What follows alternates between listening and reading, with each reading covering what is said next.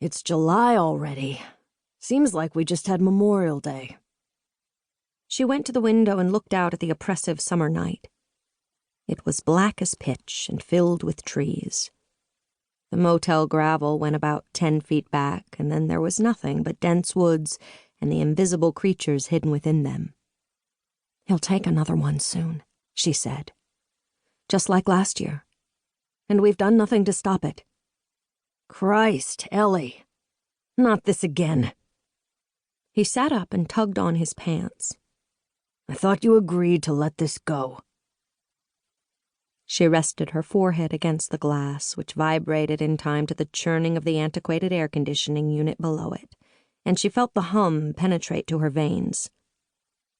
3 people are dead," she said, more to herself than to Sam. Lord knew he'd heard the words from her enough times that she need not repeat them now. The last time they'd had this conversation was more than 6 months ago, back when he was just the chief and she was a junior patrol officer. He had not listened to her then, but maybe now was different. Now that she had something he wanted. He came half-naked to the window, long limbs moving in easy grace. It was one of the things she loved about him. "We have no proof of any murder," he said. "You know that as well as I do. We don't even know these people are dead." "They're dead." The first one, 19-year-old B. Nesbitt, disappeared 3 years ago, somewhere between Woodbury and Boston, where she went to school. Back then, the state police had gotten involved in the search, and Ellery had been happy to let them. She'd been on the job only 7 months at that point and did not know the Nesbitt family. 10 days later, Bea was still missing, and Ellery had received the first card in her mailbox. Sam touched her hunched shoulder, pushing it back down with gentle fingers. "People leave their lives all the time and don't look back." She jerked away from his hand. No one needed to explain to her the urge to disappear, not when she hadn't seen her natural hair color in more than a decade.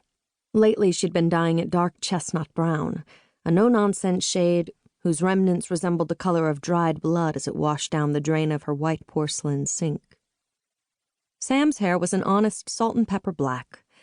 He was 22 years older and had worked his way up through the ranks in Boston before taking the small-town position in Woodbury as chief of police, where he'd become accustomed to being the smartest cop in the room.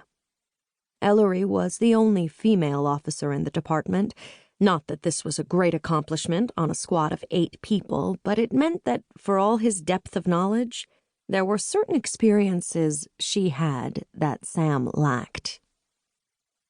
"B. Nesbitt, Mark Roy, and Shannon Blessing are dead," she reminded him, turning around so she could look into his eyes as she said it.